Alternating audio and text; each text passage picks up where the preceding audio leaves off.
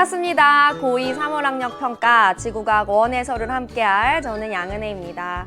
여러분, 제가 총평은 따로 찍었습니다. 총평 안 본 친구들 있으면 총평부터 보고 오시고요. 이 강의에서는 1번부터 바로 해설을 시작해 볼게요. 자, 우리 3월 학력 평가 1번 문제는 뭐였을까? 약간 3월 학력 평가에 걸맞는 문제가 나왔어요. 이게 뭐냐면 벚꽃 있죠. 우리 봄에 피는 그 벚꽃의 개화 시기를 표현해 놓은 요 그림이 나왔어요. 자, 우리 문제에서 가나는 두 기간의 평균 벚꽃 개화 시기를 예측해서 나타낸 거다라고 했거든요. 지금 가는 2011년부터 2040년이래요. 그리고 나는 그것보다 이후 2041년부터 2070년이라고 합니다. 그러니까 요게 더 이후 미래가 되겠죠. 근데 벚꽃의 개화 시기를 나타낸 건데, 그러니까 벚꽃이 피는 시기죠. 그 피는 시기가 가를 보면 예를 들면 이제 3월 27일에 벚꽃이 피는 지역이 여기 요렇게 요 색으로 표시해 놓은 요 지역들이거든요. 근데 날을 보면 똑같은 날짜인 3월 27일에 벚꽃이 피는 지역이 약간 위로 올라갔어요. 여기 지금 3월 27일 표시해 놓은 요 구역이 가에 비해선 살짝 고위도로 올라간 게 보이죠. 여기 4월 10일도 마찬가지고, 그게 의미하는 게 뭘까요? 3월 27일에 해당하는 그 3월 27일에 벚꽃이 피는 그 지역이 위로 올라갔다? 뭐 예를 들어 우리가 벚꽃이 뭐 한 15도에 피는 꽃이라고 해봅시다. 그러면 여기 요 지역을 볼까요? A 지역을 볼까요? A 지역은 3월 27일에 15도 정도였던 거예요. 근데 미래에는 A 지역이 지금 3월 27일 구역이 아니거든요. 그럼 얘는 3월 27일보다 더 전에 15도였다. 더 전에 벚꽃이 폈다라는 겁니다. 사실 제가 오늘 그냥 인터넷을 하다가 우연히 본 기사가 올해 벚꽃이 피는 시기가 앞당겨졌다라는 기사를 봤거든요. 그것도 같은 맥락인 거죠. 그래서 우리가 이렇게 이 기간의 범위를 더 크게 한다면 벚꽃이 피는 시기가 앞당겨진 게 더 뚜렷하게 보이겠죠. 근데 왜 앞당겨졌을까? 왜냐하면 우리 지구가 좀 더 따뜻해졌기 때문입니다. 즉 요거는 기후변화 문제고요. 여기서 묻고 있는 게 바로 지구온난화죠. 그럼 우리가 지구온난화는 뭔지는 알아야 되니까 지구온난화 한번 생각해 볼게요. 자, 지구온난화는 일단 온실효과가 과하게 일어나는 겁니다. 근데 온실효과가 왜 과하게 일어났냐면 온실효과를 일으키는 온실기체의 양이 증가해서 그래요. 우리 인간 활동에 의해서 온실기체, 뭐 특히나 이산화탄소의 양이 증가하니까 그래서 온실효과가 평소보다 과하게 일어나고 그래서 우리 지구의 평균 기온이 높아진 거, 그걸 우리가 지구온난화라고 하는 거죠. 그래서 벚꽃이 피는 시기도 조금씩 앞당겨진다라는 그 문제인 거예요. 자, 그럼 우리 기억부터 확인해 볼게요. 자, 기억은 A에서 벚꽃의 개화 시기가 빨라진대요. 자, 지금 A는 가에서는 3월 27일에 벚꽃이 폈는데 나에서는 그것보다 더 일찍 핀다는 거죠. 그럼 A에서 빨라지는 거 맞아요. 자, 그 다음에 니은은 우리나라의 평균 기온이 높아진대요. 그치? 우리나라가 평균적으로 따뜻해졌기 때문에 벚꽃이 일찍 피는 거잖아요. 맞습니다. 맞고. 자, 그 다음에 디귿 보면 우리나라 주변 해역에서 해수면의 높이가 높아진다라고 했는데 우리가 이제 지구온난화가 일어나면 여러 가지 피해들, 여러 가지 우리 지구에 영향을 주는 것들이 있을 텐데 그 중에 제일 대표적인 게 뭡니까? 따뜻해지니까 빙하가 녹아요. 빙하가 녹은 물도 바닷물로 유입이 될 거고요. 그리고 이 바닷물, 해수 자체도 따뜻하면 얘가 이제 팽창을 하거든요. 해수의 열 팽창에 의해서 뭐 아까 빙하가 녹은 물도 유입이 되고 해수도 열 팽창을 하니까 전체적으로 해수면의 높이가 높아지겠죠. 그럼 여러분 좀 낮은 저지대들은 아예 물에 잠겨가지고 뭐 어떤 나라는 아예 사라질 위기에 처하기도 하겠죠. 자, 그래서 우리 디귿에서 말했듯이 우리나라 역시 해수면이 전체적으로 상승하게 될 겁니다. 자, 그럼 디귿도 맞고요. 정답은 5번을 골라주시면 되겠죠. 그래서 1번은 좀 가볍게 풀 수 있는 지구온난화 문제였고요. 자, 이제 우리 2번으로 넘어가 볼게요. 자, 2번은 자, 요거는 이제 ABC에 있는 그림만 봐도 팡구조론 문제구나라는 느낌이 오죠. 여러분, 이 팡구조론 통합과학에서도 배웠겠지만 지구과학 1에 그대로 또 나옵니다. 자, 일단은 우리가 판과 판의 경계는 그 판들이 어떻게 이동하냐에 따라서 총 3종류로 나뉘게 되죠. 볼게요. 자, 왼쪽에 있는 A, B, C 보니까 일단 A는 2개의 판이 가까워져요. 무슨 경계? 수렴형 경계죠. 자, A는 지금 수렴형 경계입니다. 수렴형 경계.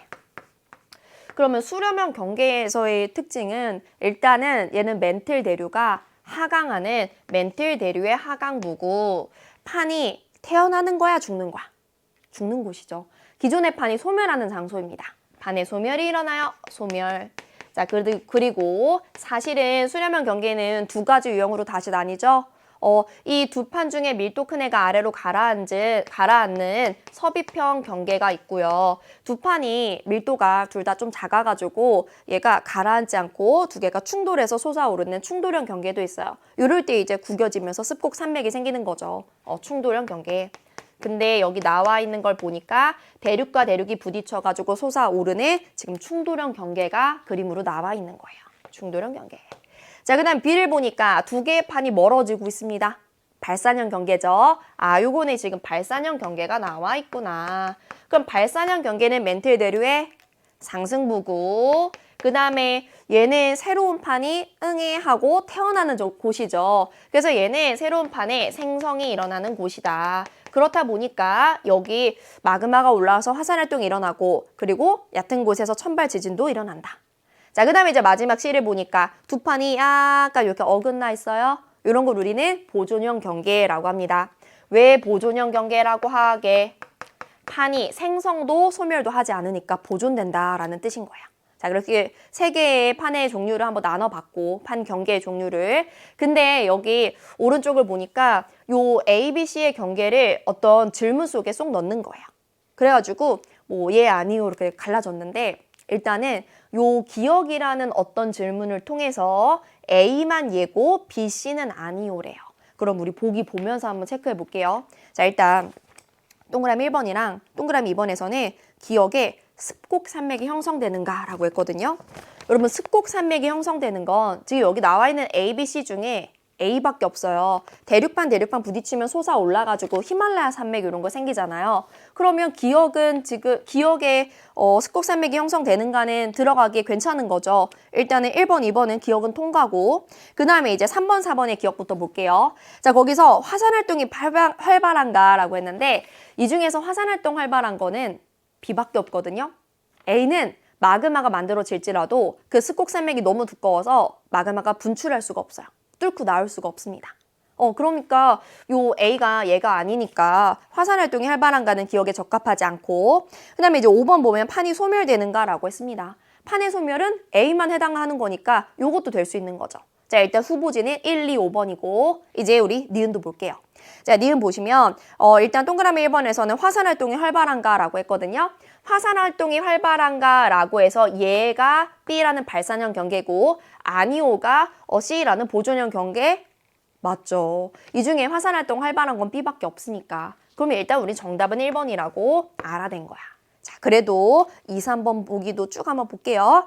자, 2, 3번에는 판이 소멸되는가라고 했는데 판의 소멸은 A에서 일어나는 거죠. B랑 C는 판의 소멸 모두 다 아니옵니다. 틀렸고요. 자, 그 다음에 4, 5번에 니은 보면 습곡 산맥이 형성되는가. 습곡 산맥이 만들어지는 거 뭡니까? A잖아요. 그래서 B, C 모두 아니오니까 이것도 틀린 보기가 되는 거죠. 자, 그래서 정답은 우리 1번을 골라주시면 됩니다. 자, 그래서 이 문제는 우리가 판의 경계는 알고 있어야죠. 발산, 수렴, 보존 이렇게 판의 경계 물어보는 문제였었고요. 이제 그 다음 문제로 넘어가 볼게요. 자, 단원이 막 슉슉 바뀝니다. 요 문제는 이제 우주 단원 문제입니다. 요것도 지구과학 1이랑 완전히 직접적으로 연결되는 문제거든요. 여러분이 통합과학에서 별에 대해서 배웠었죠. 뭐 별의 에너지원도 배우고 별의 진화도 배웠을 텐데 지구과학 1에서도 그대로 배울 거거든요.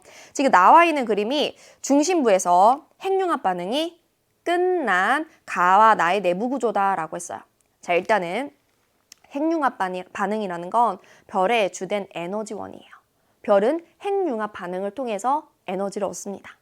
근데 핵융합 반응이 뭐냐? 이런 거거든요. 여기다 살짝 써볼게요.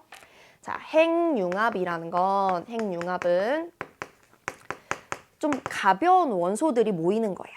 그래서 핵융합은 가벼운 원소가 모여가지고 그것보다 무거운 원소가 되는 겁니다. 무거운 원소가 된다. 선생님, 근데 왜 이 과정에서 에너지가 생깁니까? 왜 생기냐면 이 가벼운 원소들 몇 개가 모여서 무거운 원소가 되는 거잖아요. 근데 그 가벼운 원소들의 질량의 합이 무거운 원소의 질량보다 좀 크거든요. 그러니까 무슨 말이냐면 가벼운 원소가 모여서 무거운 원소가 될 때 질량의 감소가 생기고요. 우린 질량의 에너지로 전환될 수 있으니까 그때 에너지가 생긴다라는 거예요. 예를 들어서 대표적인 핵융합 반응은 바로 요거지. 수소가 모여가지고 수소보다 무거운 헬륨이 돼요. 수소 4개가 모이면 헬륨 1개가 되거든요. 근데 4개의 수소의 질량이 1개 헬륨 질량보다 좀 더 커요. 그럼 여러분 얘가 얘로 바뀌면서 질량의 차이가 생기겠죠. 그럼 그만큼이 뭘로 바뀐다고? 에너지로 바뀐다고. 그럼 그만큼이 에너지로 바뀌고 요 에너지를 우리는 핵융합 에너지라고 하는 거예요. 됐어요? 그러면 뭐 수소가 헬륨으로 바뀌고 헬륨도 더 무거운 원소로 바뀌고 더 무거운 원소들의 핵융합 반응이 쭉 일어날 수 있을 텐데 별마다 어디까지 핵융합 반응이 일어나는지는 다 다릅니다. 근데 그걸 결정하는 요인은 별의 질량이거든요. 별이 질량이 크면 클수록 더 무거운 원소의 핵융합 반응까지 일어날 수 있고 그래서 쭉 핵융합 반응이 일어나다가 핵융합 반응으로 만들 수 있는 가장 무거운 원소가 바로 철이죠, 철. 그래서 여기 나와 있는 그림 볼게요. 가랑 나 볼게요. 자, 가를 보면 이 내부 구조가 이제 몇 개의 껍질이 있는데 바깥쪽에 수소, 그다음에 헬륨, 탄소예요. 수소로 헬륨 만든 거고 헬륨으로 탄소 만든 거죠. 근데 얘는 지금 핵융합 반응 끝났다고 했으니까 최종적으로 만든 게 탄소인 겁니다. 얘는 사실 질량이 그리 크진 않거든. 딱 누구 정도냐? 딱 바로 우리 지구 정도거든요. 우리 지구가 헬륨 핵융합 반응까지만 할 수 있거든요. 그래서 얘는 질량이 태양 정도야. 지구가 아니고 선생님 지구라고 한 거 틀렸습니다. 태양 미안해요. 태양 질량 정도예요. 근데 우리가 태양 질량 이렇게 기호를 써볼게요. 질량인데 태양을 이렇게 표시해요. 동그라미 안에 점을 찍으면 이게 태양이거든요. 얘는 딱 태양 질량 정도다. 그럼 얘는 보니까 지금 수소, 헬륨, 탄소, 산소, 규소 그리고 철까지 있는 걸 보아하니 얘는 되게 무거운 원소까지 만든 거죠. 질량이 굉장히 큽니다. 그래서 얘는 질량이 태양 질량보다 훨씬 더 커요. 그래서 얘는 태양 질량보다 질량이 커요. 질량은 가가 나보다 훨씬 더 큽니다. 자, 그럼 이제 우리 기억부터 확인해 볼게요. 자, 기억은 질량은 가가 나보다 작죠? 그러니까 얘는 탄소가 끝이고 얘는 철까지 만든 거죠. 자, 기억 보기 맞습니다. 자, 그 다음 니은. 가는 진화 과정에서 초신성 폭발을 거친대. 자, 우리 별의 진화까지 물어봤습니다. 별의 진화 생각해 볼게요. 일단 별이 자기 일생에서 가장 오랜 시간을 보내는 구간이 바로 주계열성이죠. 주계열 다음 단계가 거성인데 질량이 만약에 태양 정도면 주계열 다음에 거성. 그리고 그 다음에 뭐야? 그리고 그 다음에 행성상 성운이지. 거성 다음에 행성상 성운을 거치고 그리고 무슨 모습으로 죽음을 맞이합니까? 백색외성이죠. 얘는 마지막 모습이 백색외성이야. 백색외성. 그런데 만약에 질량이 태양보다 이렇게 훨씬 더 크다면 얘는 주계열 다음에 더 큰 초거성이 되고요. 그리고 초거성 다음에 펑 하고 초신성 폭발이 일어나죠. 그래서 얘는 그 다음이 거성 다음에 초신성 폭발이고 초신성 폭발 다음 마지막 죽을 때의 모습이 중성자 별이거나 혹은 그렇죠. 중성자 별 아니면 블랙홀이 되겠죠. 블랙홀로 죽음을 맞이하게 된다. 그러면 지금 니은에서 가가 초신성 폭발을 거친다? 아니죠. 초신성 폭발을 거치는 거는 나가 되겠죠. 자, 그래서 우리 니은은 지금 틀렸습니다. 자, 그 다음에 디귿. 태양은 진화 과정에서 나와 같은 구조를 갖는데요. 자, 우리 태양은 딱 요 정도라고. 딱 헬륨 핵융합 반응까지가 끝이라고요. 그래서 태양은 나가 아니고 가가 되겠죠. 그럼 우리 디귿 또 틀렸고 정답은 기억만 맞으니까 정답 1번을 골라주면 되겠죠. 자, 그래서 정답 1번 이렇게 골라주고요. 이제 우리 다음 문제인 4번으로 또 넘어가 보겠습니다. 자, 4번 문제. 4번 문제는 선생님이 총평해서 문제들 단원별로 이렇게 나눴잖아요. 근데 얘는 아마 그 외에 해당하는 문제였을 거예요.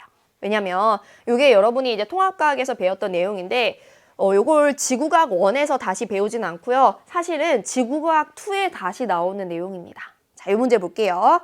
자, 얘는 지금 규산형 광물의 결합 구조를 알아보는 탐구 활동이라고 합니다. 여러분, 규산형 광물은요. 우리 지각 있죠? 지구의 가장 바깥 부분 지각에 가장 많은 광물이죠. 왜냐면 지각에 제일 많은 원소가 산소랑 규소니까 그 산소와 규소로 만들어진 규산형 광물도 많은 거예요. 근데 그 규산형 광물의 기본 구조는 뭡니까? 규산형 광물의 기본 구조가 바로 규산염 삼연체였었죠. 자, 규산염 삼연체 그려볼게요. 규산염 삼연체는 이렇게 생겼어. 규산염 삼연체. 일단은 삼연체니까 삼연체부터 그려보면 요런 게 삼연체죠. 4개의 면이 있는 요런 게 바로 삼연체예요. 그럼 규산염 삼연체는 이 가운데 규소가 요렇게 있고요. 규소 주변에 산소, 산소, 산소, 산소 요런 식으로 있는 게 바로 규산염 삼연체예요. 그래서 규산염 삼연체 요렇게도 쓸 수 있습니다. Si, 규소 하나에 O4, 산소 4개다. 근데 얘는 음이온이죠. 그래서 SiO4 4-라고 쓰고요. 얘가 누구랑 결합하냐에 따라서 어떤 광물인지가 결정이 되는 거죠. 그런데 이 규산염 광물이 여러 개가 있어. 여러 개가 있으면 이런 식으로 존재할 수가 있습니다. 어떻게 있을 수 있냐면 여기 옆에다 하나 더 그려볼게요. 이런 식으로. 삼연체를 하나 더 그리면 여기 이렇게 산소, 산소, 산소가 있고 그 다음에 가운데 똑같이 규소가 있어요. 그럼 여러분 여기 보세요. 이산소. 이 산소는 얘의 산소이기도 하면서 얘의 산소이기도 한 거야. 그럼 산소를 지금 같이 나눠 쓰고 있는 거예요. 이런 걸 우리가 공유한다라고 하죠. 이걸 바로 공유산소라고 하거든요. 그래서 산소를 얼마나 공유하냐에 따라서 이 규산염 광물의 결합 구조가 달라지는 거예요. 자, 그러면 우리 문제에서 나온 표를 봅시다. 자, 표를 보니까 가가 뭐예요? 아, 맞아. 가가 이 삼연체 하나 덩그러니 있는 걸 보니까 얘가 바로 독립형 구조야. 독립형. 독립형 구조에 해당하는 광물은 뭐가 있었어? 맞아. 독립형에는 감남석이 있었죠. 얘는 감남석이 대표적인 예입니다. 자, 근데 나는 뭐예요? 이거 한 줄 이렇게 결합된 거 보니까 얘가 바로 단사슬 구조지. 얘는 단사슬 구조고 이 단사슬 구조에 해당하는 광물의 얘는 휘석이 있었죠. 휘석. 자, 그 다음에 이제 달을 보니까 여러분 얘 이렇게 하나의 어떤 탄을 이루고 있잖아요. 얘가 바로 판상구조입니다. 아, 얘가 판상구조야? 판상구조에 해당하는 얘는 뭐가 있었어? 그렇지, 흑운모가 있었죠. 흑운모. 선생님, 요 사이에 복사슬 구조 있지 않았어요? 맞아, 복사슬 구조도 있었고 판상보다 더 산소를 많이 공유하면 망상 구조도 만들어질 수 있죠. 네, 일단 3개의 구조가 나와 있습니다. 자, 그럼 우리 기억부터 확인해 볼게요. 자, 기억은 규산염 광물의 기본 구조는 기억 모양이래. 자, 동그라미 기억이 지금 탐구 과정에서 종이를 접어 정사면체를 만든다라고 했거든요. 그 정사면체가 바로 규산염 삼연체인 거죠. 기억 보기 맞아요. 기억 맞고. 자, 그다음 니은 가나다 결과는 서로 다른 규산염 광물의 결합 구조야. 그쵸? 독립형, 단사슬, 판상 서로 다른 결합 구조가 만들어진 거죠. 자, 그래서 우리 니은도 맞고요. 자, 그다음 디귿은 흑운모의 결합 구조는 적어놨죠. 자, 흑운모는 판상 구조인 다에 해당이 됩니다. 그러니까 디귿 보기가 맞습니다. 자, 그럼 기억, 니은, 디귿이 모두 맞아가지고 정답은 5번을 골라주시면 되겠죠. 정답은 5번. 자, 이렇게 우리가 규산염 광물 문제로 4번 문제 풀어봤고요. 이제 넘어가가지고 5번 문제 볼게요. 자, 5번도 역시 그 외입니다. 그러니까 이거 통합과학에서 배웠던 거고 사실 G1에서는 직접적으로 나오진 않아요. 근데 선생님이 말했죠. 통합과학 내용을 잘 정리를 해놔야지 우리가 다음 단계인 지구과학 원이들 다른 원 과목으로 넘어갈 수 있는 겁니다. 그래서 이 문제 중요한 문제고요. 지구 시스템의 상호작용 문제이거든요. 자, 여기서 일단 이 A, B, C, D에 해당하는 예시가 나와 있는데 가운데에는 기권이 있고요. 우리 가나 다는 무슨 권인지 아직 모르는 거야. 이거부터 찾아볼게요. 자, 먼저 A. A는 오존층에 의한 자외선 흡수래. 오존층에 의한 자외선 흡수. 일단 오존층이라는 거 기권에 있는 거고 그 오존층이 태양으로부터 오는 자외선을 흡수하는 거죠. 그럼 태양으로부터 오는 거니까 요거는 기권과 외권입니다. 우리 지구 바깥쪽 외권이라고 하죠. 그러면 여러분 A가 기권과 외권이니까 가가 바로 외권이 되는 거예요. 외권. 자, 그 다음 B. 황사의 발생이래. 여러분 황사 뭡니까? 황사 모래먼지가 이렇게 슝 올라와가지고 바람 통해서 이동하는 거. 그래서 중국에서 우리나라 쪽으로 이동하는 거 그게 바로 황사잖아. 그럼 황사는 일단 바람 통해 이동하니까 기권이고요. 모래먼지니까 직권이 되겠죠. 기권과 직권이에요. 아, 그러면 지금 B가 기권과 직권이니까 나가 직권이구나. 자, 그 다음에 C. C는 바람에 의한 해류의 발생이래요. 이것도 쉽지. 바람이 불어서 기권, 해류, 해수의 흐름이니까 수권이 되겠죠. 자, 그래서 우리 다가 수권이 되고요. 그러면 D에 해당하는 동그라미 기억은 직권과 수권의 상호작용을 찾아주면 되겠네요. 자, 그럼 이제 기억 봅시다. 기억. 가는 외권이다. 그렇죠. 가 외권이라고 적어놨죠. 기억 보기 맞고요. 자, 그 다음 니은 빙하는 나에 속한다. 여기서 좀 틀린 학생들이 있으려나? 여러분, 나는 지금 뭐냐면 직권이거든요. 빙하가 직권입니까? 빙하는 얼음이에요. 얘는 수권이거든요. 그래서 일단은 틀렸고, 우리가 이제 수권이라고 하면 물이니까 바닷물, 강물 이런 것만 생각하기 쉬운데 수권 안에는 바닷물이랑 뭐 강물, 하천수뿐만 아니라 빙하라든가 아니면 땅속에 있는 지하수 역시 수권에 해당됐었죠. 자, 그래서 니은 틀렸고, 자, 디귿 지하수에 의한 석회동굴 형성은 동그라미 기억에 올 수 있대요. 자, 우리 석회동굴, 석회암으로 이루어진 동굴이죠. 그거는 지하수랑 석회암이 반응을 해가지고 석회암에 구멍이 뚫린 거예요, 말 그대로. 그럼 우리가 화학적 풍화라고도 하거든요. 어떤 화학 반응을 통해서 걔네가 이게 구멍이 뚫리고 쉽게 말해서 녹게 된 거니까. 그러면 그거는 직권과 수권의 상호작용 해당이 되죠. 자, 그래서 우리 디귿 보기는 맞는 보기가 됩니다. 그럼 기억 디귿 맞으니까 정답은 4번이 되겠죠. 자, 요거는 이제 쉽게 풀 수 있었을 것 같고 넘어가서 이제 6번 보겠습니다.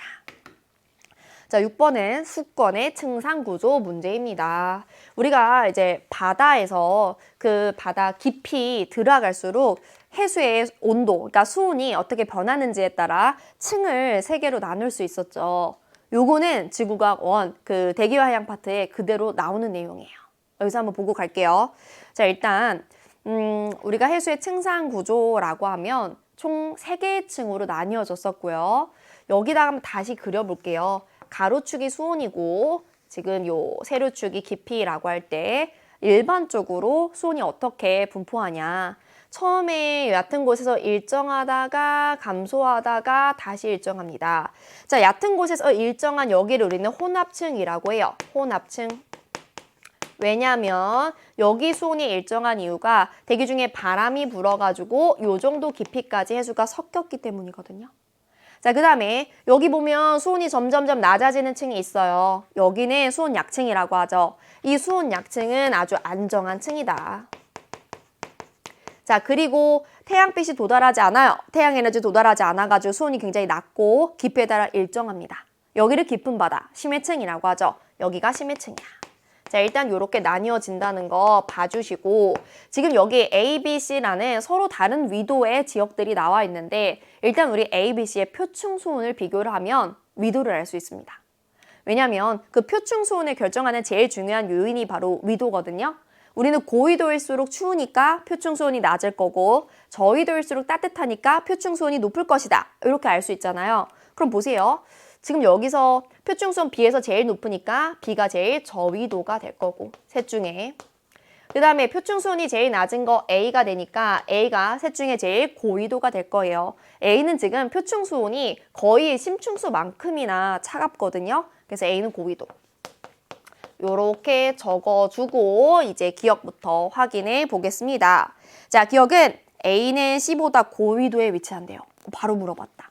자, A는 A, B, C 중에 제일 고위도거든요. C보다 고위도 맞죠? 표층 수온이 더 낮으니까. 자, 기억 보기 맞고. 자, 그 다음에 니은 혼합층과 심해층의 수온 차이는 B가 C보다 크대요. 여러분 일단 A, B, C의 심해층에서의 수온은 거의 같습니다. A든 B든 C든 심해층의 수온은 거의 비슷한데 지금 B랑 C를 보면 표층 수온이 더 높은 게 B잖아요. 그러면 B는 표층이 여기고 심층이 여기면 지금 이만큼의 차이가 나는 거고 C는 표층이 여기고 심층이 요 정도면 수온이 한 요 정도의 차이가 나는 거잖아요. B의 차이가 더 크다고 할 수 있는 거죠. 자, 그래서 우리 니은 보기는 B가 C보다 크다라고 했으니까 잘 말했네. 니은 보기 맞고. 자, 그 다음에 디귿 바람에 의한 해수의 혼합이 가장 활발한 해역은 B다라고 했어요. 여러분 바람에 의한 혼합? 혼합층이잖아. 우리가 혼합층의 두께가 두꺼우면 두꺼울수록 거기에서 바람이 셌다라고 말할 수 있는 거잖아요. 그럼 혼합층의 두께 보면 되는 겁니다. 자, 혼합층.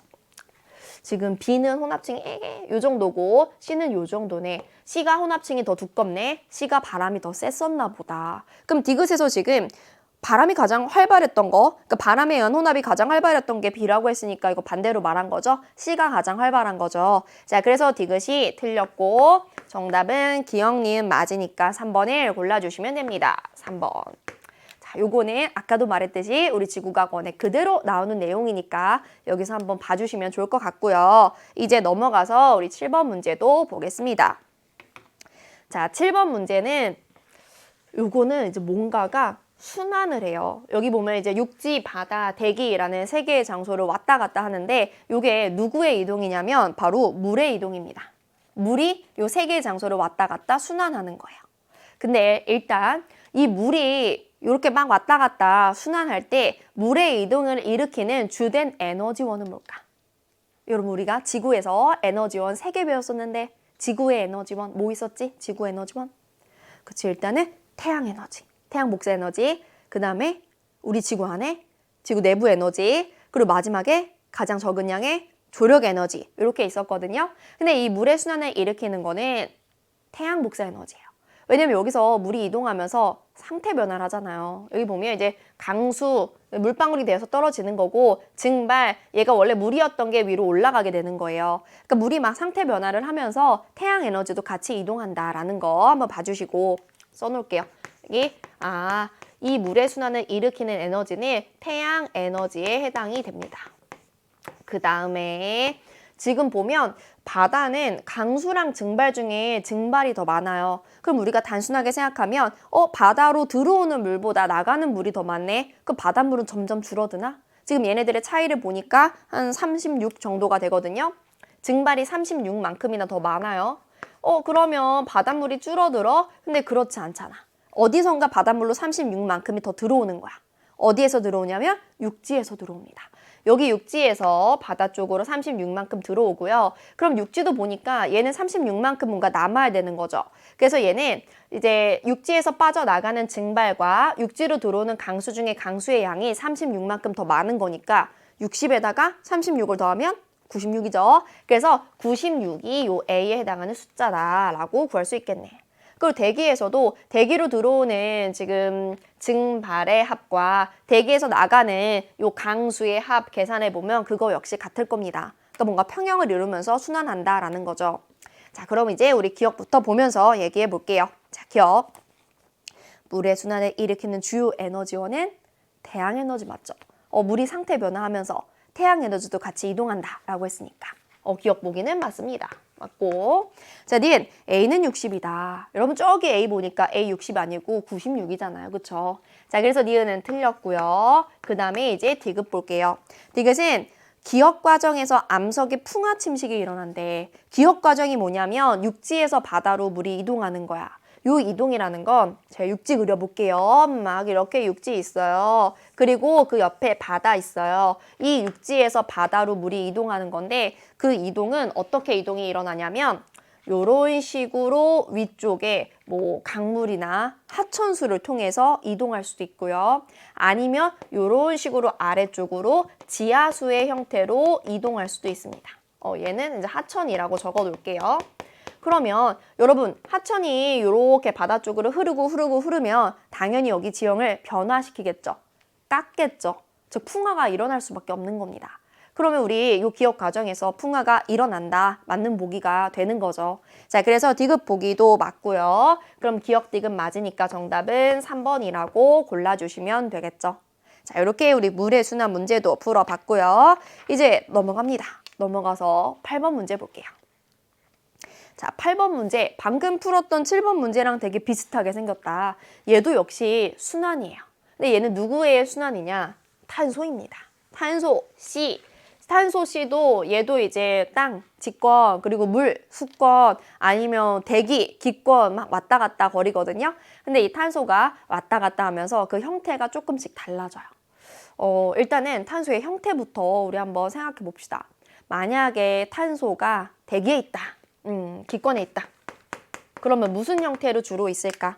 대기 중에 있는 탄소, 이산화탄소죠. 이산화탄소의 형태로 있습니다. 이산화탄소. 이산화탄소. 그리고 이 탄소가 이번에 만약에 물에 있는다. 그러니까 이산화탄소가 물속으로 녹을 수 있거든요. 물속에 있으면, 즉 수권에 있으면 무슨 형태일까? 얘 물에 있으면 이온 되거든요. 그 물에 있을 때는 탄산 이온의 형태예요. 탄산이온. 탄산이온. 그 다음에 요 물에 녹아있던 요 이온이 또 반응을 통해서 물 아래쪽으로 가라앉아가지고 쉽게 말하면 돌이 될 수도 있거든요. 즉 탄소가 직권으로 이동할 수도 있어요. 자, 탄소가 직권으로 이동한데 탄소가 직권으로 이동하면 무슨 형태일까? 탄산이온이 침전돼가지고 탄산염의 형태일 수도 있고 아니면 이제 탄소를 포함하고 있는 어떤 생물체들의 사체가 묻혀가지고 우리가 지금 사용하는 화석 연료가 될 수도 있는 거거든요. 그래서 얘는 탄산염의 형태 혹은 아니면 화석 연료의 형태로 될 수 있습니다.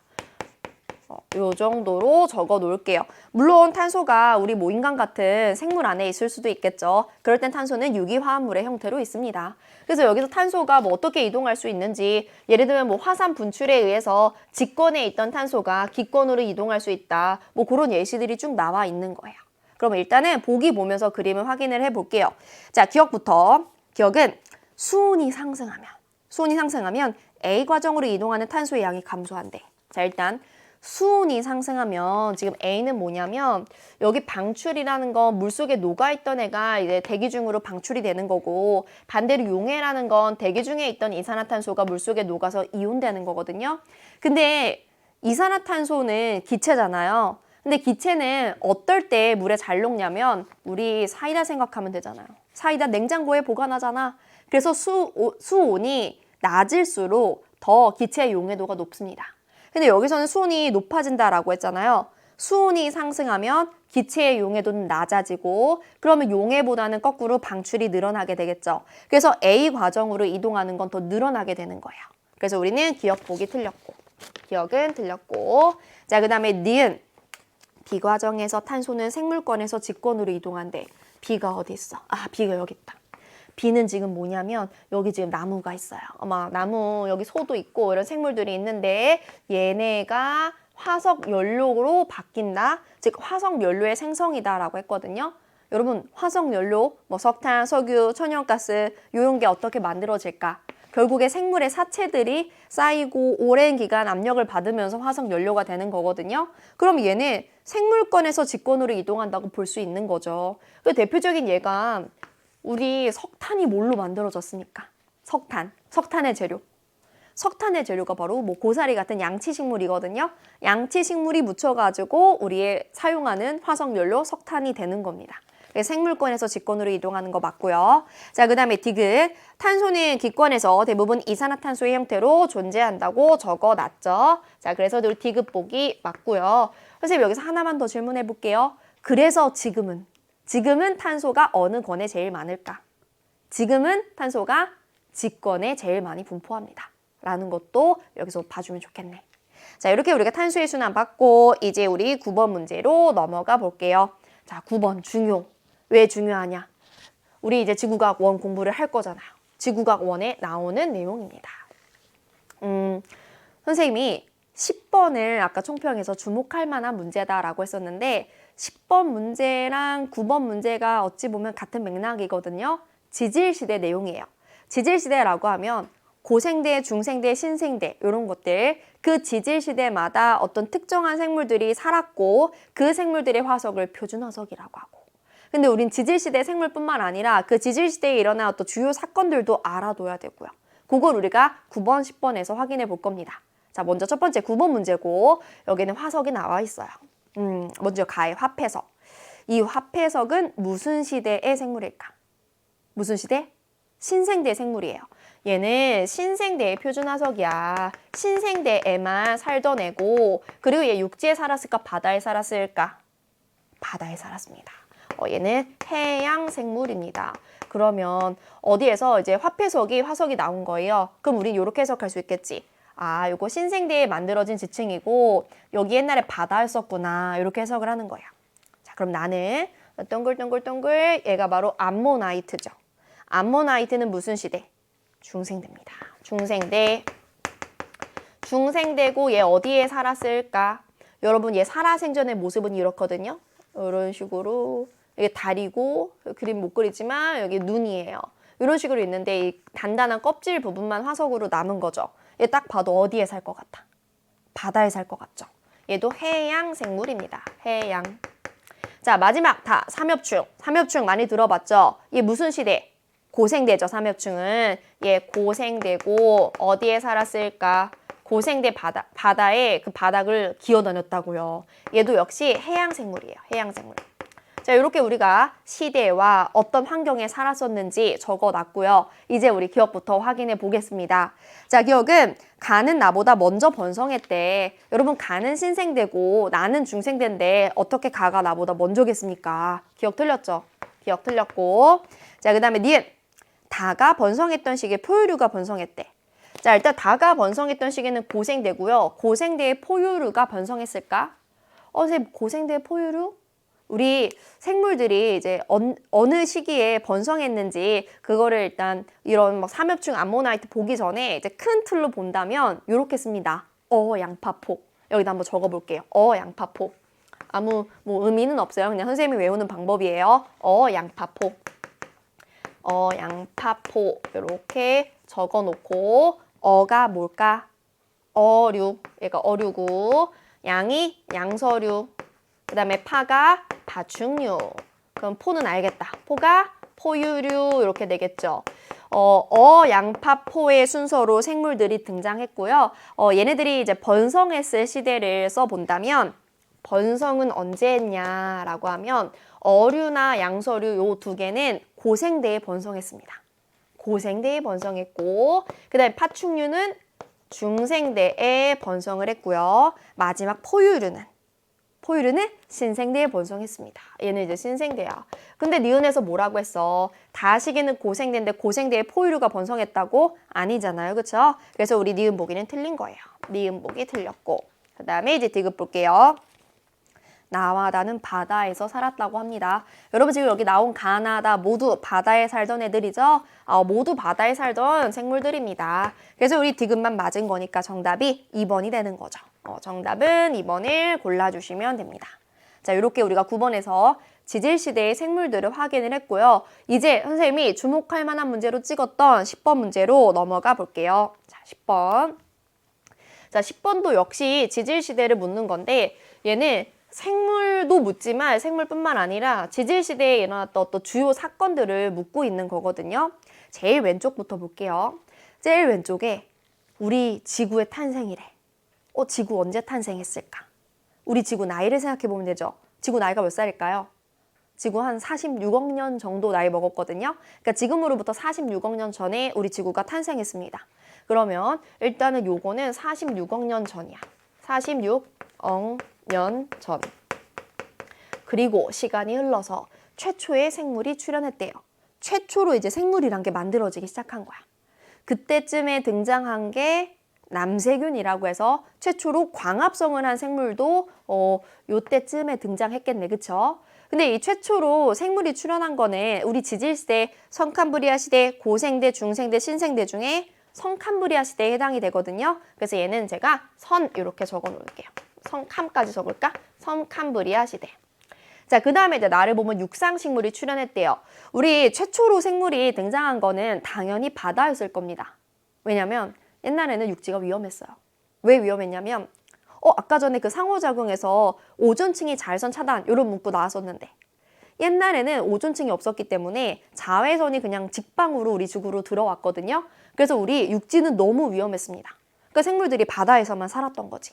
근데 언젠가 오존층이 생기고 이제 자외선이 차단되면서 이제 육지도 안전하겠다 하면서 육상에도 생물들이 출현하게 된 거예요.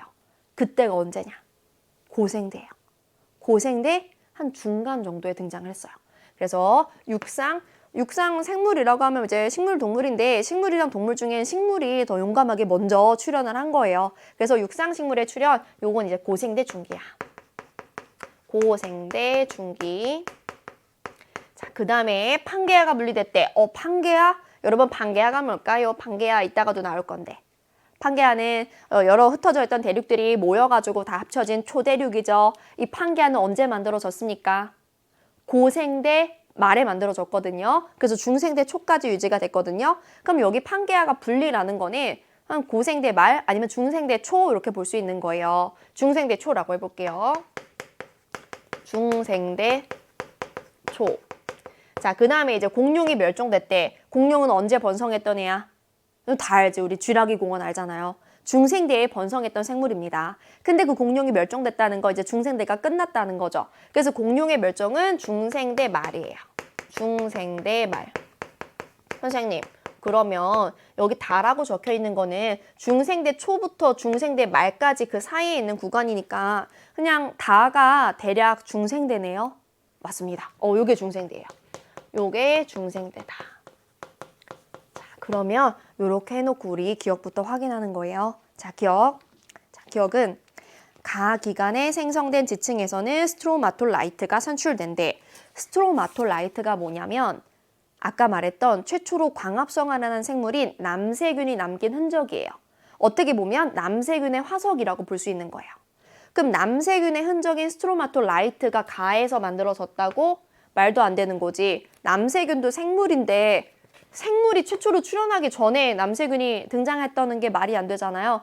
그러면 스트로마톨라이트가 만들어진 거는 나시기 정도라고 하는 게 맞겠죠. 자, 그래도 우리 기억 보기는 틀렸습니다. 틀렸고. 자, 그 다음에 이제 니은 볼게요. 오존층은 언제 만들어졌을까? 육상식물, 그러니까 육지에도 식물이 등장한 게 오존층의 형성 때문이라고 했잖아요. 그럼 육상식물이 출현하기에 앞서서 이때 오존층이 만들어진 거죠. 그래서 나기간이라고 했으니까 니은은 맞는 거죠. 자, 니은 보기는 맞고요. 이제 우리 디귿 볼게요. 디귿에서도 좀 헷갈렸을려나? 디귿에서 다 기간에 빙하기가 있었다라고 했거든요. 여러분, 다는 중생대인데 중생대에 빙하기 있었나? 여기서 이제 기억이 안 나는 친구들은 빙하기? 지질시대에 빙하기 있었다 없었다 했으니까 빙하기 간빙이 반복된다고 했으니까 맞는 건가?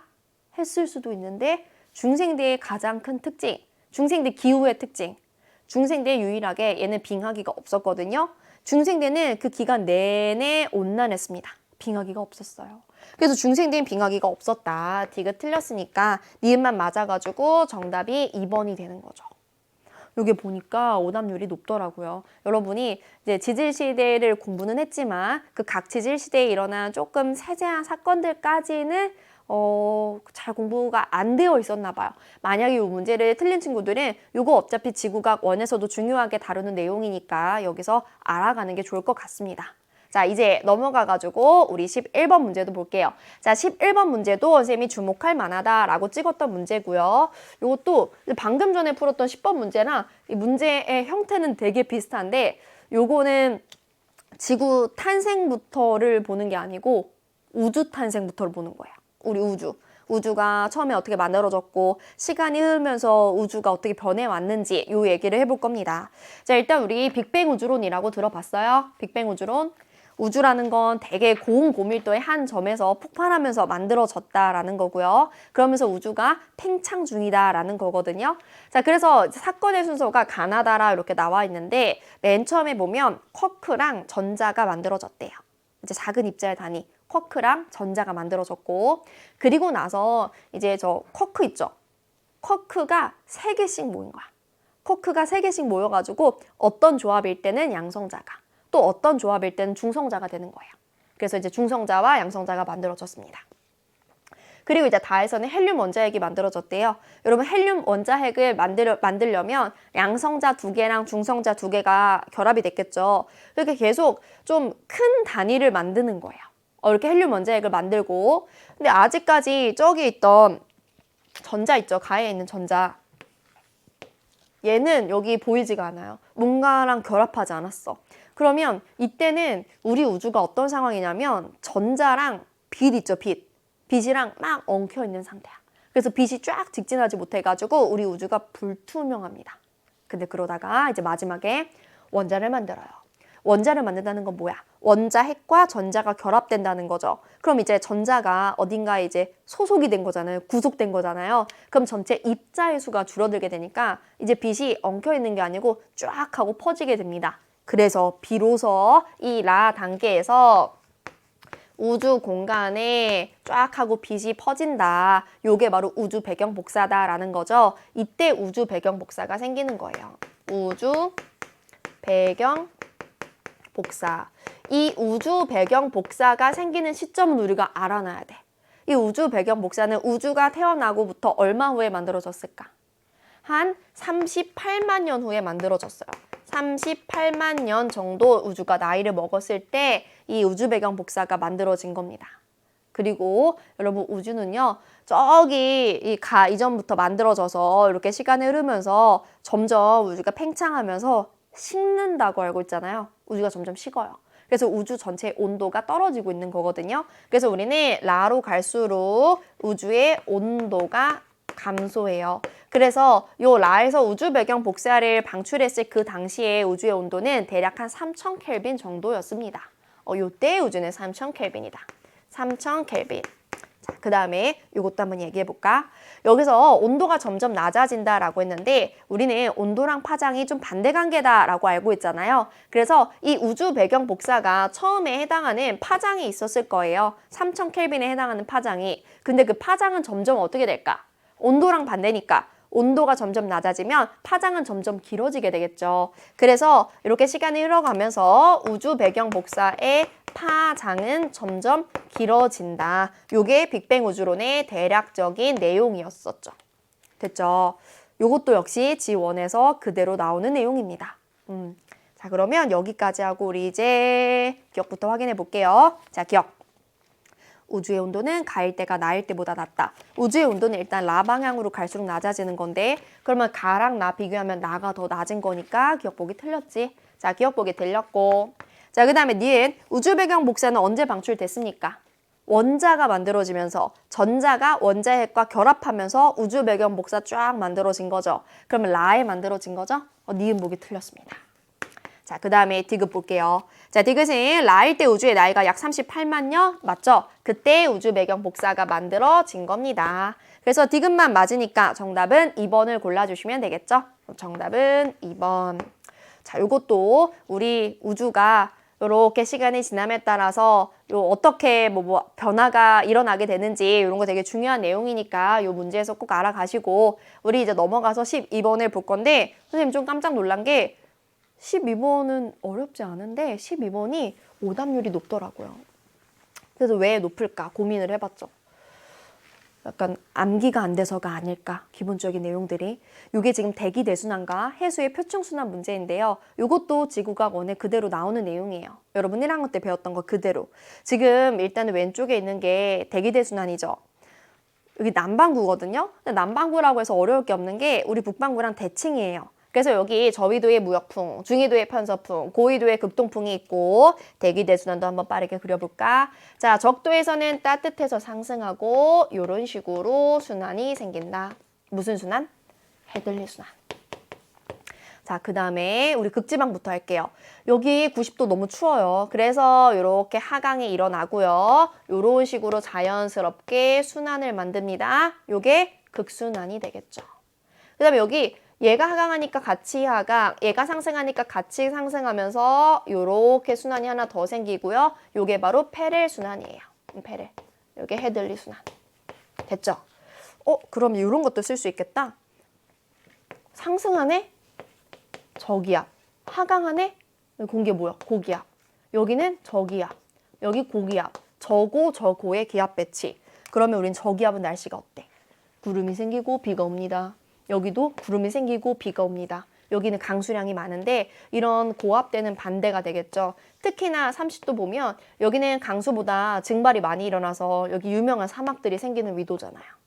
보셨고. 자, 이제 우리 해류랑 좀 연결을 시켜볼게요. 자, 저기 대기대순환에 있는 무역풍 때문에 여기 저위도에서 동해서 서로 남적도 해류 생기고요. 자, 요거 서안경계류 무슨 이름?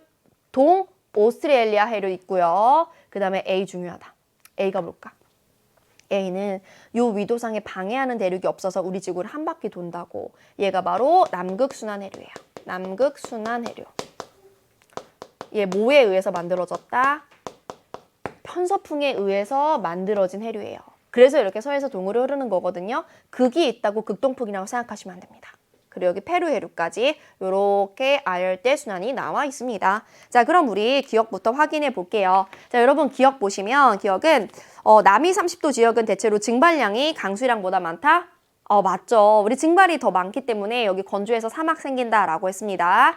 기억 보기 맞고요. 자, 뒤에는 해류에 있는 극동풍에 의해 형성되는 거 아니라고요. 이거 되게 이런 간단한 거에 낚이면 안 되는 건데 극이 들어있다고 해서 극동풍 아니고 얘 편서풍에 의해서 만들어지는 해류거든요. 자, 그래서 우리 니은 보긴 틀렸습니다. 자, 디귿은 대기 대순환과 해수의 표층 순환에 의해 저위도에서 고위도로 에너지가 이동한대요. 우리 저위도는 에너지가 과잉 남고 고위도는 에너지가 부족해요. 그래서 저위도에서 고위도로 에너지가 이동해야 되는데 그 이동을 대기와 해수가 해주는 거죠. 이게 바로 대기 대순환과 해수 순환의 역할인 거잖아요. 그렇죠? 그래서 우리 디귿 보기는 맞게 된다고. 요게 이제 큰 틀에서 중요한 내용이잖아요. 그래서 우리 기억과 디귿이 맞으니까 정답은 4번이 되는 겁니다. 자, 그 다음 문제 이제 13번 문제 보겠습니다. 자, 13번 문제 너무너무 중요. 여러분이 지구가 원 1단원에서 제일 어려워하는 게 요 고지작이 아닐까 싶어요. 자, 요거는 통합과학 내용이 아니고 지구과학 원 내용입니다. 자, 여기 나와 있는 게 지금 수평면과 자침이 이루는 각도가 나와 있어요. 수평면과 자침이 이루는 각도를 뭐라고 한다? 복각이라고 한다. 그런데 복각은 방향에 따라 우리가 부호를 붙이지. 어떻게 붙이냐면 여기 지구 자기장 간단하게 그려보자. 자, 지구가 이렇게 있어요. 여기가 적도입니다. 여기 북극, 여기 남극이라고 할게요. 근데 문제에서 이런 가정이 있습니다. 고지각이 북극은 지리상 북극과 일치한대요. 그리고 지리상 북극의 위치는 변하지 않았대요. 그러니까 이 문제를 풀면서는 우리는 지작이 북극과 지리상 북극을 같다고 간주를 하고 걔네 위치 변화가 없었다고 생각을 하면서 문제를 풀어볼게요. 그래서 그냥 여기를 지작이 북극이라고 자북극이라고 생각하면서 풀어보겠습니다. 그러면 여기로 지구의 자기장이 이렇게 90도로 들어오게 되고 여기서 지구 자기장이 이렇게 90도로 나가게 되고요. 그 다음에 이렇게 중위도는 그려질 수 있다고요. 이런 식으로. 그러면 북반구에서는 자기장이, 즉 자침이 아래 방향을 향하고 남반구에서는 윗방향을 향하는 거죠. 우린 아래를 향하는 건 플러스, 위를 향하는 건 마이너스라고 했습니다. 그럼 복각을 써주면 가 같은 경우는 지금 위를 향하기 때문에 마이너스 21도고요. 얘는 남반구인 거예요. 그 다음에 얘는 아래를 향하기 때문에 플러스 6도고요. 얘는 북반구인 거예요. 그러면 지금 가에서 나로 시간이 흐른 거잖아요. 그럼 이 대륙이 어떻게 이동했다고 생각할 수 있는 거야? 남반구에서 북반구로 점점 올라왔다고 볼 수 있는 거죠. 그쵸? 그러니까 어떤 대륙에서 과거에 어떤 광물이 만들어질 때 거기에 그 당시에 자기장 정보가 기록이 됐는데 대륙은 다른 장소로 이동하더라도 광물 속에 남겨져 있는 그 자기장 정보, 뭐 복각이라든가 평각이라든가 그거는 그 광물이 만들어질 당시의 자기장 정보가 들어있다고요. 그럼 우리가 그걸 해석해가지고 그 대륙이 과거에 어떤 위치에 있었는지를 알아낼 수 있다라는 겁니다. 그러면 원래 남반구에 있다가 대략 그려보면 북반구로 이렇게 슝슝슝 올라왔다고 볼 수 있는 거죠. 동그라미가 대륙입니다. 이렇게 쭉 올라온 거예요. 자, 그럼 이제 우리 기억부터 볼게요. 기억. 가일 때 남반구에 위치했지. 왜냐면 복각이 지금 얘가 위를 향하고 있으니까. 자, 그래서 기억 보기 맞고. 자, 그 다음 니은 가일 때가 나일 때보다 적도에 가까웠대요. 자, 우리는 복각의 절대값이 클수록 그 자북극 혹은 자남극에 더 가까운 거잖아요. 그러면 여기서는 어차피 뭐 자북극이나 지리상 북극이나 같게 보라고 했으니까 복각의 절대값이 반대로 작으면 작을수록 적도에 가깝다라고 할 수 있거든요. 그럼 복각의 절대값은 지금 나에서 다 작고요. 그럼 나가 적도에 더 가까운 거예요. 자, 그래서 우리 니은이 가일 때가 나보다 적도에 가까운 거 아니죠? 그래서 니은은 틀린 거고. 자, 그 다음에 디귿. 디귿은 가랑 나시기 사이에 대륙은 북쪽으로 이동했죠. 제가 지금 대륙의 이동을 이렇게 동그라미로 그려놨잖아요. 점점 이렇게 북쪽으로 올라온 겁니다. 자, 그래서 우리 디귿 보기는 맞으니까 정답은 기억 디귿이어서 정답 3번을 골라주시면 됩니다. 자, 요 고지자기와 대륙이동 너무 중요한 문제니까 요 문제 자체가 아주 어렵게 나온 건 아니지만 이 주제 자체가 어렵게 나올 수 있는 거고 워낙 중요한 주제고 워낙 여러분이 어려워하는 내용이니까 요 문제 확실히 혹시 좀 이해가 안 된다 했던 친구들이 지금 이 풀이를 통해서 확실히 알아가시면 좋을 것 같아요. 자, 이제 우리 넘어가가지고 14번 문제 볼게요. 자, 14번도 역시 통합과학 아니고 우리 지구과학 원 초반에 배우는 내용이고요. 요거는 플룸 구조론 문제입니다. 플룸 구조론. 여러분, 플룸이 뭐예요? 플룸은 우리 멘틀 있죠? 멘틀 제일 바닥부터 멘틀 제일 윗부분까지 멘틀 전체에 걸쳐가지고 상승하거나 혹은 하강하는 흐름을 우리는 플룸이라고 하죠. 자, 그러면 여기에 상승하는 플룸이 있어요. 근데 왜 상승하는 거야? 주변보다 온도가 높아서 그렇기 때문에 주변보다 밀도가 작아가지고 슝 올라오는 거거든요. 요걸 우리는 주변보다 온도가 높으니까 뜨거운 플룸이라고 하죠. 그래서 얘는 뜨거운 플룸이야. 뜨거운. 자, 그 다음에 여기를 보면 이제 하강하는 플룸이 있어요. 아래로 내려간다. 왜? 주변보다 차가우니까. 그래서 주변보다 밀도가 커가지고 하강하는 거거든요. 이런 걸 우리가 차가운 플룸이라고 합니다. 차가운 플룸. 근데 이 플룸이 왜 만들어졌느냐? 여기 우리 요 A라는 장소부터 볼게요. 여기 자세히 보면 이렇게 판이 섭입하고 있거든요. 근데 여기 660km라는 곳이 이제 상부 멘틀과 하부 멘틀의 경계이거든요. 여기에서 섭입한 판이 쌓이다 보면 어느 정도 쌓이면 얘가 이제 더 아래쪽으로 내려가게 되는 거예요. 더 아래로 이렇게 훅 내려가가지고 어디까지 내려가냐면 멘틀의 제일 밑바닥까지, 즉 멘틀과 외액의 경계까지 내려가거든요. 그래서 우리는 여기 기억이라고 표시해 놓은 요 경계가 2,900km 정도고 여기가 바로 외핵입니다. 자, 그러면 이제 차가운 플룸이 이 경계에 도달하면 그때 어떤 교란 작용에 의해서 어디선가는 상승하게 된다고요. 그러면서 이렇게 뜨거운 플룸이 만들어지는 겁니다. 요 위에서는 화산활동이 일어날 수 있겠죠. 자, 그럼 이제 우리 기억부터 볼게요. 자, 기억은 온도는 A가 C보다 낮대요. 자, A랑 C. A는 지금 차가운 플룸이고 C는 지금 뜨거운 플룸인데 지금 같은 깊이에서의 온도를 비교하라라고 했잖아요. 여러분, A는 위에 있던 애가 내려오는 거고 C는 아래에 있던 애가 올라오는 거거든요. 우리 지구 깊은 곳으로 갈수록 온도 높아지는 거잖아요. 당연히 C의 온도가 더 높겠죠. 그럼 우린 기억 보기가 맞는 거고. 자, 그 다음에 니은. 밀도는 B 지점이 C 지점보다 크대요. 자, B랑 C의 밀도 비교하라 라고 했어요. 일단은 B는 플룸이 있는 곳은 아닙니다. 그냥 일반적인 장소인데 C가 지금 뜨거운 플룸이잖아요. 주변 B 같은 곳보다 뜨겁고 B 같은 곳보다 밀도가 더 작은 거예요. 그 밀도는 B랑 C 중에 C가 더 작으니까 B가 더 크다 이렇게 말할 수도 있는 거죠. 그러니까 니은 보기는 맞게 되는 거죠. 니은 보기 맞고. 자, 그 다음에 디귿. 동그라미 기억은 외액과 내액의 경계 아니죠. 멘틀과 외액의 경계입니다. 디귿 보기 틀렸고요. 정답 기억 니은 맞으니까 3번을 골라주시면 됩니다. 정답은 3번. 자, 요 플룸 구조론 문제 풀어봤고 이제 우리 넘어가서 15번 문제 보겠습니다. 자, 15번 문제는 요거는 이제 신재생 에너지 문제예요.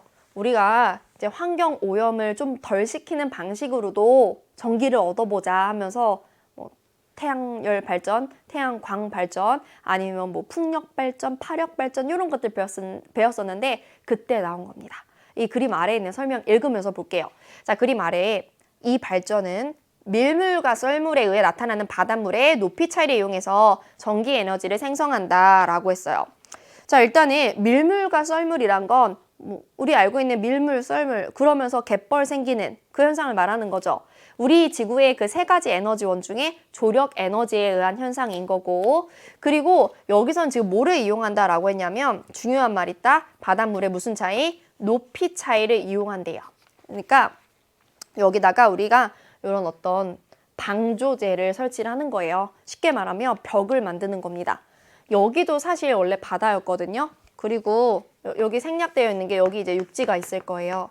근데 우리가 이렇게 벽을 만들어 가지고 이 바다는 이제 진짜 저 넓은 바다랑 분리를 해놓은 거예요. 그래서 얘는 이제 바다가 아니고 호수인 거죠. 사람이 인공으로 만든 인공 호수인 거죠. 자, 근데 밀물이 와요. 바다 쪽, 먼 바다에서 이렇게 물이 들어옵니다. 근데 여기 벽을 가둬놔요. 벽을 이렇게 닫아놔요. 그러면 여기만 점점점 해수면이 높아지겠죠. 점점 높아져요. 근데 여기는 그대로니까 높이의 차이가 생기고 이제 밀물이 끝나면 여기 문을 여는 거예요. 그러면 해수가 높은 데서 낮은 데로 이동하면서 여기는 터빈, 발전기를 돌리니까 우리가 거기서 전기를 얻을 수 있는 거죠. 그럼 여기 요 H에 해당하는 높이 차이가 크면 클수록 우린 더 발전을 많이 할 수 있는 거죠. 자, 그럼 이제 기억 보겠습니다. 기억. 동그라미 기억을 일으키는 에너지원은 조력 에너지다라고 했죠. 밀물, 썰물, 기억 보기 맞고. 자, 니은 H가 커지면 생산할 수 있는 전기 에너지의 양이 많아진대요. 자, H가 높이 차이니까 우리 높이 차이 많이 나면 많이 날수록 더 유리한 거거든요. 요걸 우리가 조석 간만의 차라고 하고요. 우리나라 같은 경우는 우리나라 서해 바다에서 이 조차가 굉장히 커요. 그래서 서해 바다가 조력 발전하기 아주 어떤 적합한 장소가 되거든요. 그래서 우리 서해에 시어우 조력 발전소 있잖아요. 그래서 니은 보기는 맞게 되는 거고요. 자, 디귿 보겠습니다. 자, 이 발전 방식은 발전 과정에서 온실기체에 거의 배출하지 않는데요. 우리가 이제 화석연료 사용할 때는 온실기체가 배출이 되고요. 그거를 해결하기 위해서 이런 신재생 에너지를 이용하는 거잖아요. 그러니까 맞고요, 일단.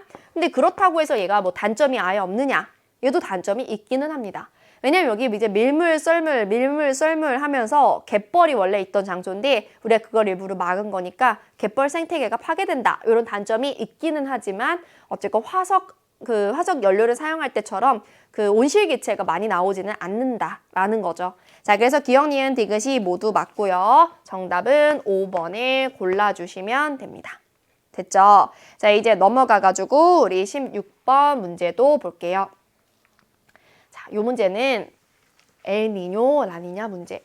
항상 엘니뇨, 라니냐 문제가 나오면 문제가 쉽게 나오더라도 오답률이 높더라고요. 엘니뇨, 라니냐도 어려워하는 친구들이 많아서. 근데 이번에는 엘니뇨, 라니냐 문제가 정말 어렵지 않게 나왔거든요. 자, 일단은 요 그림 보기 전에 평상시 모습. 평상시는 여기가 이제 서태평양이고 여기가 이제 동태평양인데 평상시에는 여기 동태평양에서 깊은 곳에서 바닷물이 올라와요. 그런 걸 우리는 용승이라고 해요. 용승. 근데 용승하는 이유가 뭐냐면 동에서 서로 원래 남적도 해류가 이렇게 흐르기 때문이에요. 그럼 동태평양은 평상시에는 차가운 해수가 올라오니까 수온이 낮아서 여기는 이제 구름이 생긴다기보다는 좀 건조한 날씨고요. 그래서 사막도 생기고 반면에 서태평양은 이제 동태평양에 비해서 따뜻한 해수가 유입이 되니까 따뜻하고요. 그래서 여긴 구름 생기고 비가 많이 오는 곳이에요. 뭐 열대 우림 같은 게 생겨요. 그런데 원래는 여기에 구름이 있고 여기에 비가 와야 되는데 지금 구름이 어디 있는가 보니까 여기 있어요. 아, 여기 상승 기류가 있는 곳이 약간 동쪽으로 이동했다라고 볼 수 있는 거죠. 그럼 요건 평상시랑 반대니까 어떤 시기입니까? 엘니뇨 시기가 되는 거죠. 아, 요거 이제 엘니뇨 시기예요. 엘니뇨.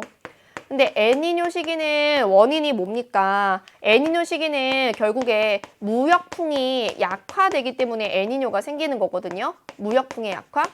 그럼 봐봐. 자, 무역풍이 약화돼. 그 무역풍 때문에 생기는 남적도 해류가 약화된다고. 그러면 용승 역시 약화된다고. 그럼 동태평양이 평소보다 수온이 높아진다고요. 평소에 동태평양보다 수온이 높아지니까 여기서 원래 비 안 오는 곳인데 비가 내리게 되고요. 그럼 여기는 홍수도 일어날 수 있는 거지. 비에 대비가 안 되어 있으니까. 반대로 서태평양은 얘네 원래 따뜻한 해수가 이렇게 유입이 됐는데 안 되니까 평소에 비해 수온이 낮아진다고요. 그 여기 원래 허구한 날 비 내리는 곳인데 수온이 낮아지니까 비가 안 와서 가뭄이 생기거나 산불이 생길 수가 있더라. 자, 그럼 이제 여기 대화를 볼게요. 대화. 선생님이 이 시기, 즉 엘니뇨 시기에는 어떤 현상이 나타날까요? 이렇게 물어봤어요. 그랬더니 학생 A가 기억이 뭐야? 서태평양이잖아. 서태평양에서는 강수량이 평상시보다 줄어들겠죠. 가뭄이라고 틀렸고. 자, 학생 B는 동그라미 니은 해수면 온도는 평상시보다 여기는 동태평양 쪽이니까 높아지겠죠. 맞고요. 자, C는 무역풍의 세계는 평상시보다 약화되는 게 엘니뇨의 원인이니까 맞습니다. 자, B랑 C가 열심히 공부했네. 자, 그래서 정답은 우리 옳은 거 고르니까 B, C 해서 4번이 됩니다. 정답은 4번 이렇게 골라주시면 되고 이제 우리 넘어가가지고 17번 문제도 보겠습니다. 자, 17번. 자, 17번 문제는 대멸종 문제. 여기에 아까 앞에서 나왔던 판게아도 등장. 아까 앞에 그 10번 문제에서 우리 판게아라는 단어 봤던 거 기억나시죠? 여기 바로 판게아가 나와 있습니다. 자, 이 문제는 어떤 문제냐?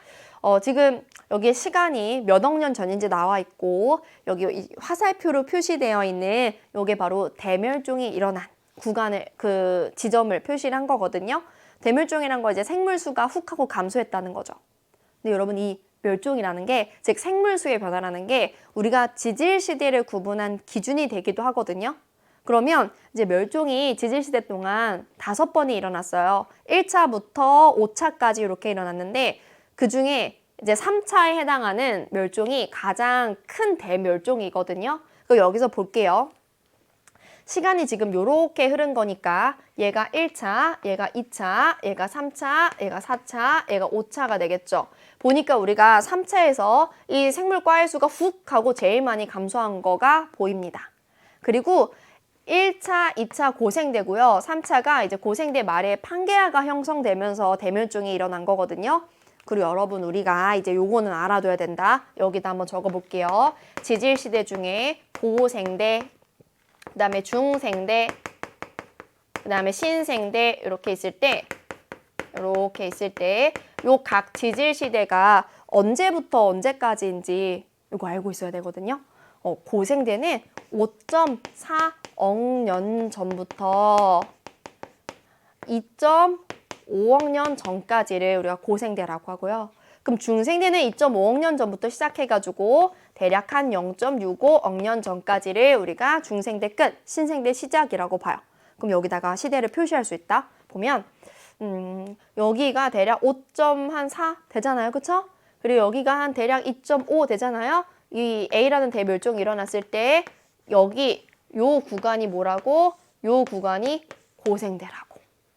그리고 여기서부터 이제 중생대 시작하고요. 언제까지냐면 0.65억 년 전까지라고 했으니까 대략 한 요 정도가 되겠죠. 이게 지금 1이니까 이 B라는 대멸종에 맞춰야 된다. 왜냐면 네 번째랑 다섯 번째 멸종은 네 번째는 중생대에 일어난 거고 다섯 번째 이제 중생대가 끝나면서 공룡이 멸종됐을 때 그때를 말하거든요. 그래서 여기가 이제 중생대고요. 그다음에 여기 짧게가 신생대라고 볼 수 있습니다. 자, 그러면 이 판게아 형성은 어디냐? A거든요. 왜냐면 원래 대륙들이 막 이렇게 떨어져 있다가 붙은 거예요. 하나의 대륙 덩어리가 된 거예요. 그러면 해안선의 길이가 어떻게 될까? 짧아지겠죠. 근데 얘가 붙으니까 붙은 부분에 해안선이 없어지잖아. 그럼 여기에 살던 생물들이 훅 하고 감소하게 되겠죠. 그래서 이 판게아의 형성이 이 A라는 큰 대멸종의 원인이 되거든요. 그 여기까지 보고 우리 기억부터 볼게요. 자, 기억은 나는 A식의 수륙분포다. 자, 나는 판게아인데 A라는 대멸종이 일어날 때 판게아가 만들어졌으니까 맞는 거지. 기억 보기 맞고. 자, 그 다음에 니은. 니은은 나의 판게아가 형성되는 과정에서 해안선의 길이는 줄어들었다고. 이 대륙들이 붙으면서 전체 해안선은 더 짧아졌다고요. 그러면서 생물수가 더 감소하게 되었다. 그러면 우리 니은 보기는 맞다라는 거지. 자, 그 다음에 디귿. 디귿은 B시기는 중생대와 신생대의 경계래요. 여러분, B시기는 중생대 말에 일어난 멸종이라고 했으니까 중생대, 신생대 경계라고 볼 수 있는 거죠. 자, 그래서 우리 디귿 보기도 맞게 됩니다. 정답은 기억, 니은, 디귿 모두 맞으니까 5번을 골라주면 됩니다. 정답 5번. 우리 지질시대 관련 문제가 많이 나왔네요.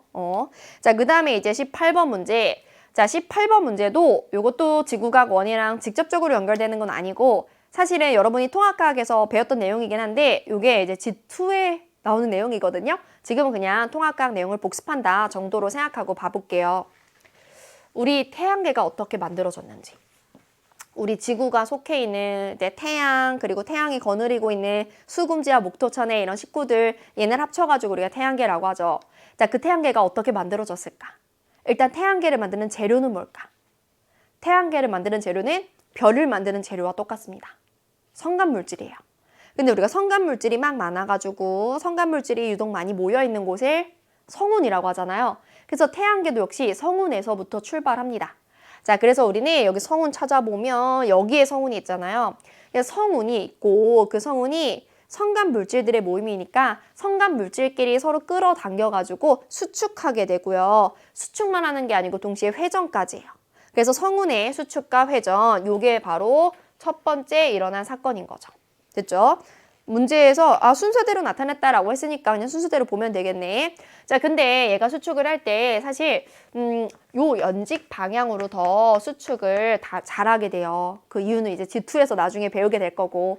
근데 이렇게 수축이 잘 되니까 결과적으로 얘는 납작한 원반 모양이 되겠죠. 꾹 이렇게 누릅니다. 그래서 나에 보면 이렇게 원반이 만들어졌고요. 이 원반의 중심에서 이제 태양이 만들어지는 거고 주변에서 행성이 만들어질 텐데 달을 보면 미행성체가 만들어졌대요. 여러분, 미행성체라는 건 행성보다 작은 겁니다. 이 원반의 중심은 태양이니까 중심 말고 이 주변 외곽 부분에 미행성체들이 막 왔다 갔다 거려요. 그러다가 미행성체끼리 서로 충돌하면서 크기를 점점 키우는 거야. 그럼 걔가 바로 행성이 되는 겁니다. 그러면서 미행성체가 충돌하니까 여기 주변부에 원시행성이 만들어지고요. 앞에 지구형 행성과 바깥쪽에 목성형 행성이 이렇게 분류되게 되는 거죠.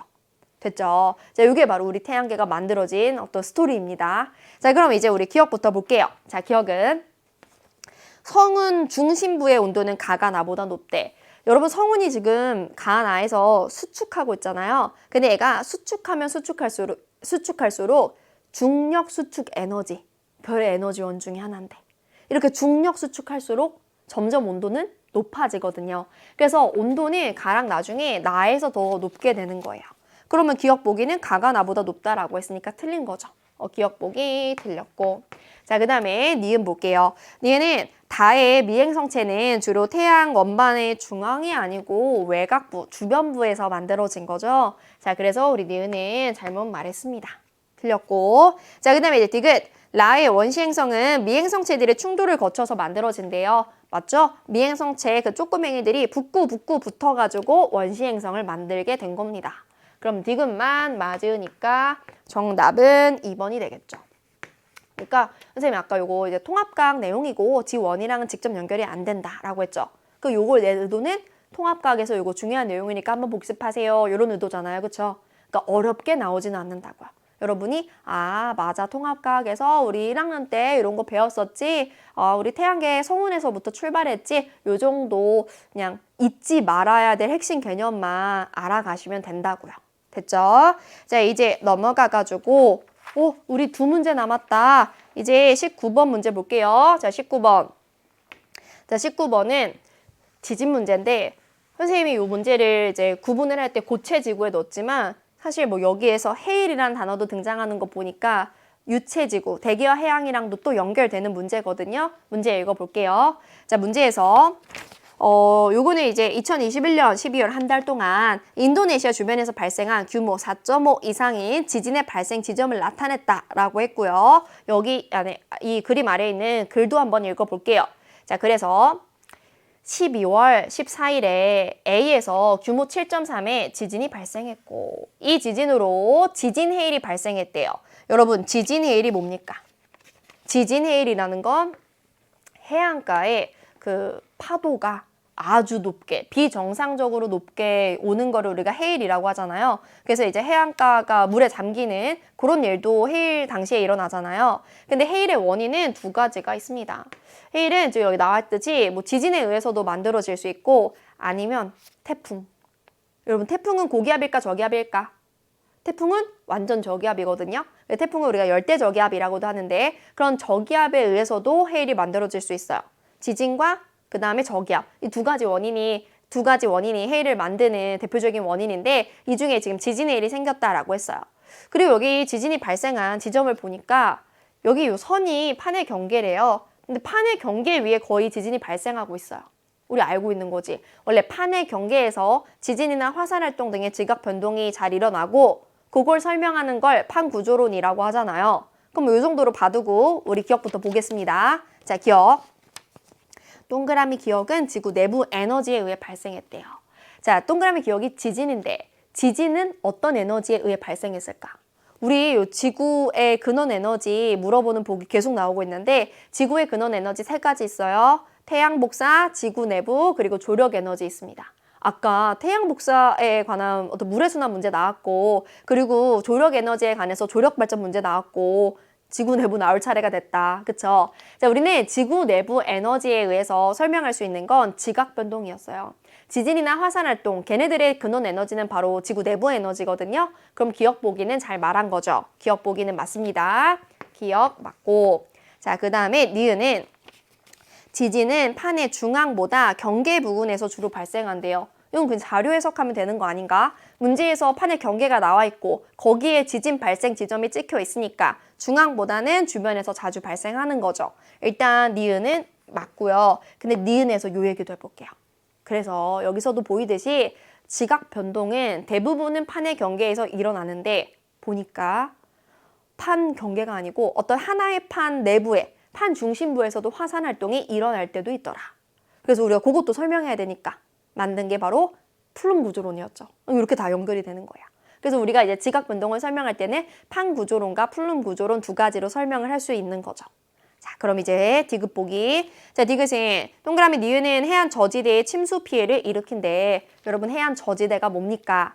해안가의 낮은 지대를 말하는 거죠. 해일이 비정상적으로 높은 파도라고 했으니까 그 해일에 의해서 해안의 낮은 지대들은 침수, 물에 잠길 수 있겠죠. 피해가 있을 수 있겠죠. 자, 그래서 디귿 보기는 맞는 보기니까 기억, 니은, 디귿 모두 맞아가지고 정답은 5번을 골라주시면 됩니다. 요거는 좀 가볍게 풀 수 있는 문제였고 이제 우리 마지막 문제인 20번 문제 보겠습니다. 자, 20번 문제 마지막 문제인 만큼 중요한 문제예요. 요게 역시 지구과학 원 내용인데 혹시 이제 지구과학 원 제일 앞에서 배웠던 내용 문제 기억나세요? 판구조론의 정립과정이라고 해서 판구조론이 정립되기까지 등장했던 학설들, 뭐 대륙이동설부터 멘틀 대류설, 그 다음에 해저확장설 이렇게 등장했는데 그중에 해저확장설에 관한 문제입니다. 여러분 이때 해저확장설이란 건 요거죠. 우리 해령에서 새로운 판이, 그러니까 새로운 바다가 만들어지면서 점점 바다가 확장이 된다라는 거예요.